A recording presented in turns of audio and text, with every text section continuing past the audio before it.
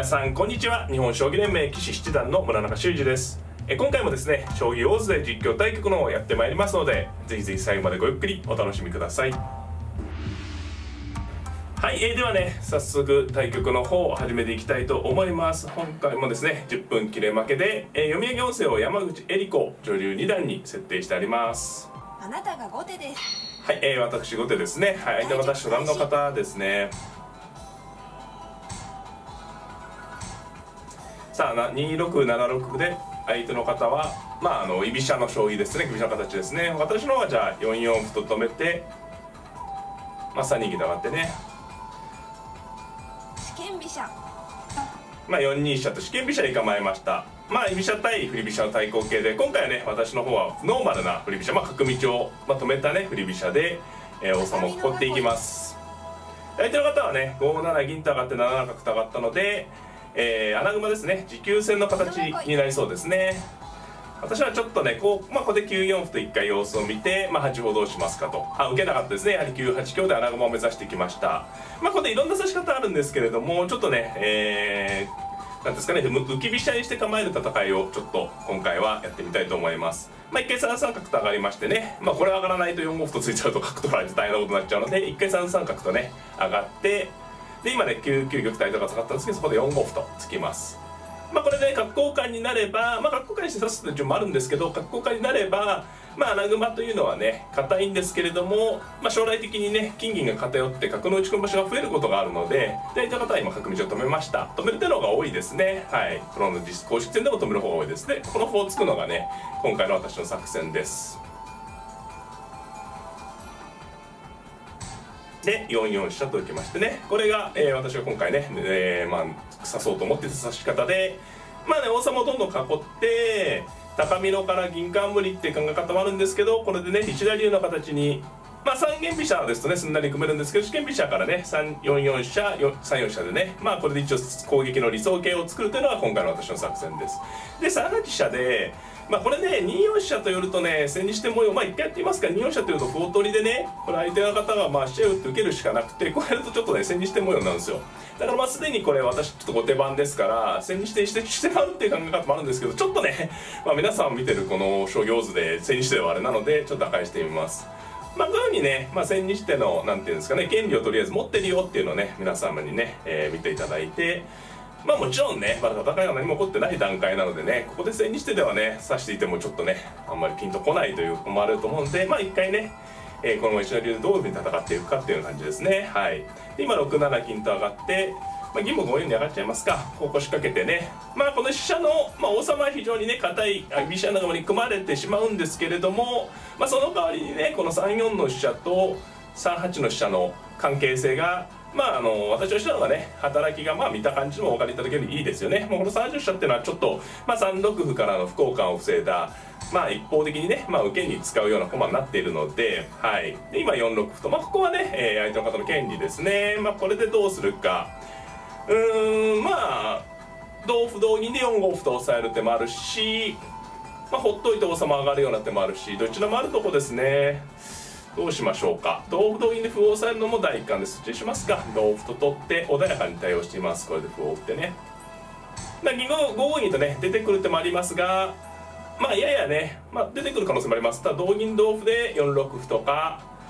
同銀同歩同角とかね、5七銀と引くか、ここは難しいところですね。相手の方もね、王様があんなね硬さ囲いがね穴熊が完成していますので、5五歩とか5五歩今あったと思うんですが、引いてね自重しました。これに対しては王様入ってね、私の方も後継に美濃囲いのね本陣に入りまして、がっぷり四つといった感じですね。で今この4六歩からね一歩交換したのは先手のポイントとも言えるんですけれども、ただここの地点がね例えば持ち駒に角を持ったりすると4七角とかいう傷にもなるので、必ずしもね一歩持たれて振り飛車側もね不満というか不満と言えるかというとね、不満となるかどうかというとね難しいところですね。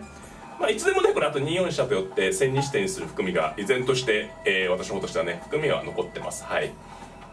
ばこの局面で2四飛車とやっぱりこの歩を狙うと、2六飛車と走られてしまうとねさばかれてしまうので、先手2八飛車もね2八飛車と寄って、3四飛車にまた3六歩を見せると3八飛車ということになりやすいので、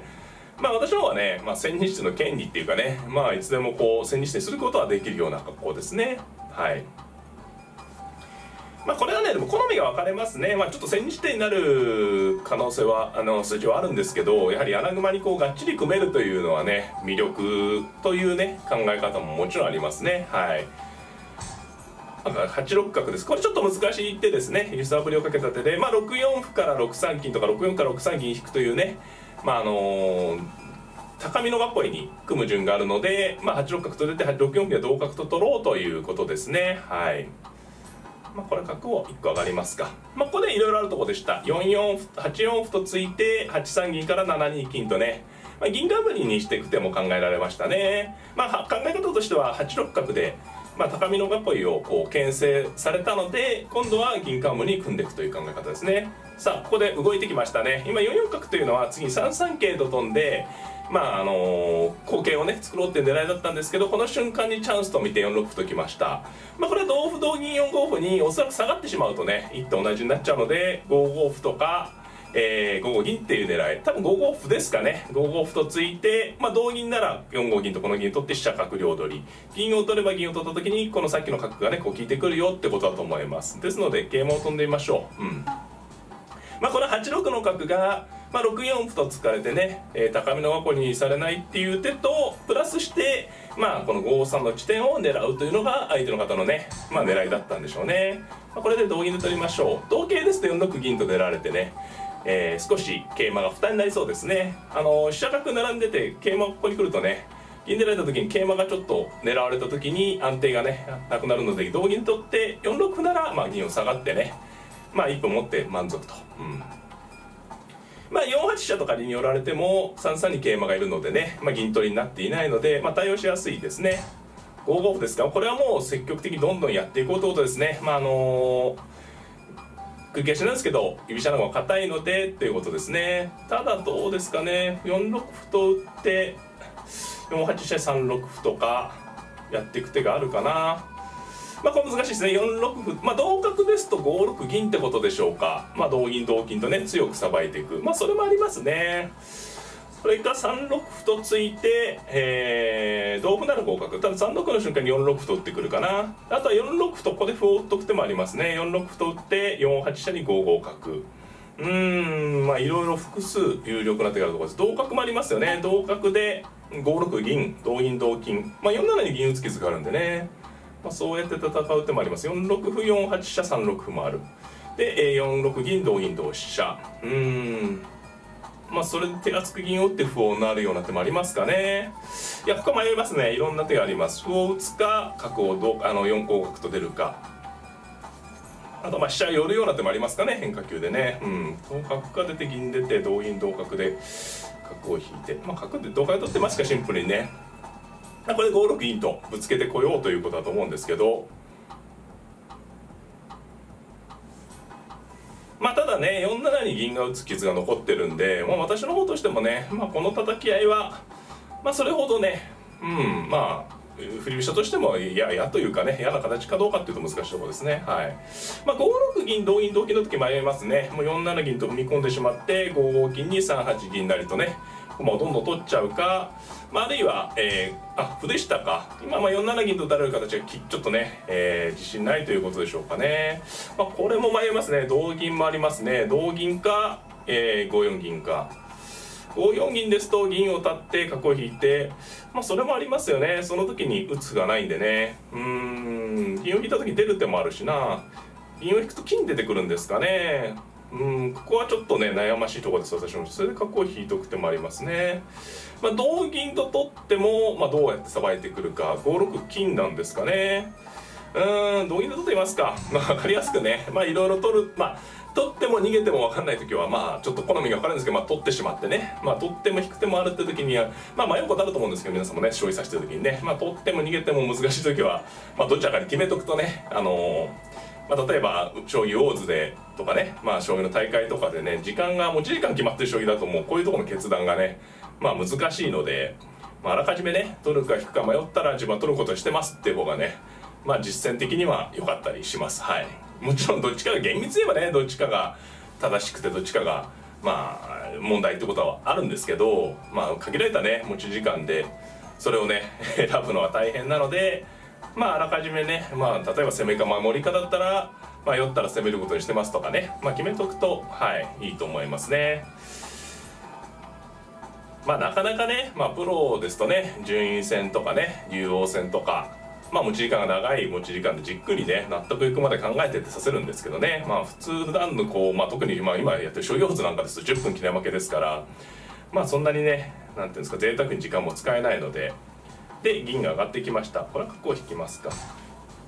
さあこれ難しいですね。どういう感じになってるか。飛車を回ってまあこう打って、まあこれ決戦切り合いですね。今6八角もあったと思いますね。6八角だと4五歩と打つ感じで、まあこれで同銀成で、まあこの割り打ちが私の狙いの手ですね。こう打って一応駒を剥がせて、でまあ歩を突きますか。飛車を使いたいんでね、まあこれでどうか。まあ銀をね割り打ちで剥がしたんですけど、剥がしたのポイントなんですけど、まあ、いた方もね読み筋ということで手が早かったですね。まあこれは穴熊ならではですよね。まあ金をこう剥がせるとすごくポイントになること多いんですけど、まあ、この場合はね太いんで金銀2枚でもコンパクトなね硬さをキープしていると。で今で5四歩というのは、まあ今同歩と取ったんですけど3一にね角を成り込もうということですが、まあもう鳴らして指しちゃおうということで私も同歩とシンプルに取っちゃいました。今回私がね高美濃から銀冠といったような駒組みの、まあ、進展よりは石田流を急いだので、まあこの美濃囲いぺったんこのね、まあ、横からの攻めに強い非常に強い格好の美濃囲いなので、まあ最一にね侵入されるの嫌なんですけど、まあ鋼になられてもねまだ王様まで遠いので、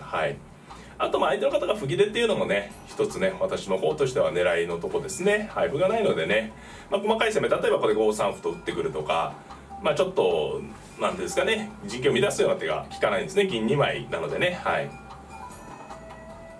で私はねこの飛車角をさばいていきたいですね。まあ相手の方もどっちもそうなんですけど、飛車角がねさばけるような感じになればこれ難しいですね。相手の方も非常にねまあいいタイミングで考えられてると思います。これ4七飛車とかね回って、この飛車をとにかくこの角と変えるようなイメージで指すとねいいと思うんですね。例えばこれ飛車が4七にいれば、まあ4四飛車同飛車5三銀とかね、まあこの飛車がこれ中途半端でこのまま例えば次に私の方が5六金とか打って飛車を引かしてね3七歩成みたいなのを狙ってるんですけど、それでまあ飛車を押さえ込めればね、まあ穴熊硬いと言っても馬だけならね攻め込まれないんでね、まあ、この角はまあある程度角なってさばける目処が立ってるんですが、まあ、この6七の飛車がねまあバラちょっとこう破るような感じになってないのでね、逆にこの飛車が働き出すとねかなり振り飛車もね容易ならざるというところで、まあこれ相手の方非常に長考ですね。ここで長考になってますね。さあどうされるか。まあ4七飛車からもぶった銀ですか。これは絡め手ですね。もうどんどん剥がしていこうという意味でしょうか。これは迷いますね。剥がされてもいい、まあいいってこともないですけどね、同金と乱されるのは嫌なんでね、まあ金引くのが普通ですけどね。金引きますか。さあこれでどうするか。4二銀ともう重くってくる感じですかね。もしくは銀ならず、これはひねった攻めですね。なるほど。どうでしょうかこれは。いや難しい、迷いますね。歩をなると同飛車みたいな、まあこれはね4三の地点で狙ってるんですね。4三銀ならずとかね、まあこれは金ベタっと打っちゃおうかな。ちょっと筋悪いかな。あるいは角をこうフットワークよく出てね切る手を狙うっていう発想もありますね。そっちの方が筋かな。角をこうひょいっと出てね、そっちでいってみますか。これはですね、まあ、5六金と打って6九飛車に6六角という使い方もあったんですが、まあ、これは角をひょいっと出てもう次7九角ないとねバッサリ切ってしまおうということですね。まあ、こちらのルートで使うんであれば5六に金を打って、まあ、6六角と出てねこの障害物をこう取りさらうような指し方なんですけど、これはもう次にもうねもう何ていうんですか、もう例えばこれ3六歩ならもう角を7九角ないとバッサリ切ってしまってね、で同銀で、3六飛車とさばいていくという考え方です。でまあ本来ね角がこう出てすぐ金とこう切るっていうのは、まあ駒を損する、まあ、角と金の交換はね、まあ、駒損な、まあ、損になるんですけど、この場合直前にやったね4一金から3二銀ならずっていう手にちょっと反応してるんですね。ちょっと意味難しいかもしれないんですが、それは残り銀を例えば今もう5三銀で打ってくれた、これはね4四飛車を嫌ってるんですね。で、ここに銀を打ってるんで飛車角が空振りになるとこの銀がね遊び駒になるので、そういったね含みもあるということです。はい。さあこれは銀は相当ちょっとね重い手なのでどうでしょうか。何をやるの、まあもう切ってっちゃってもね十分いけそうなんで切りたいですね。切ってただその時に4四、7九角成同銀4四飛車というのを嫌ってるんですね。桂馬飛んじゃうのも普通ですね。桂馬飛びかな普通に。はい。桂馬をさばいて、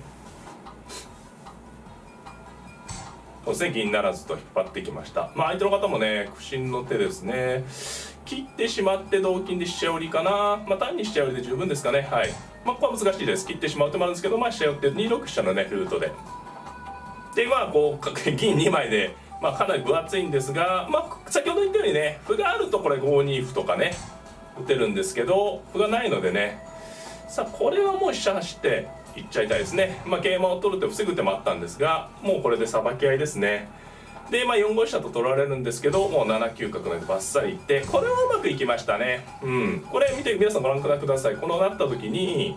ゆるさばけたっていうね将棋があるんですけど、相手の方はこう角銀飛車が重いですよね。これ銀2枚重くなってて、私の方はねシンプルに飛車が成り込んで、これ例えば桂馬打って、これはね、大成功です。振り飛車が。はい。理想的にねさばけましたね。飛車角桂が10手ぐらい前の局面皆さん見ていただければ分かると思うんですけど、その局面から比べてね駒が自然にねなんていうんですか前に進んで突破して、自玉がね鉄壁なので、これは同竜で受けがないですね。ありがとうございました。強い。はい、いかがだったでしょうか。今回は私がね後手番で四間飛車を採用しまして、振り飛車でさばいきをねちょっとやってみようと思ったんですけど、今回相手の方居飛車穴熊で四間飛車対居飛車穴熊の対抗ということでね、石田流に組み替える指し方っていうのは実はね昔からある指し方で、プロの公式戦とかではね、少なくなってきつつある指し方なんですけれどもね、今回はうまくさばけましたのでね、優秀性をねお伝えできたんではないかなと思っております。この指し方のね、詳しい考え方や、本局のポイントなどはね解説編の方でじっくり解説いたしますので、そちらの方も合わせてご覧いただければなと思っております。この動画が良かったら手形グッドボタンを、チャンネル登録の方もぜひぜひよろしくお願いいたします。それではまた、さようなら。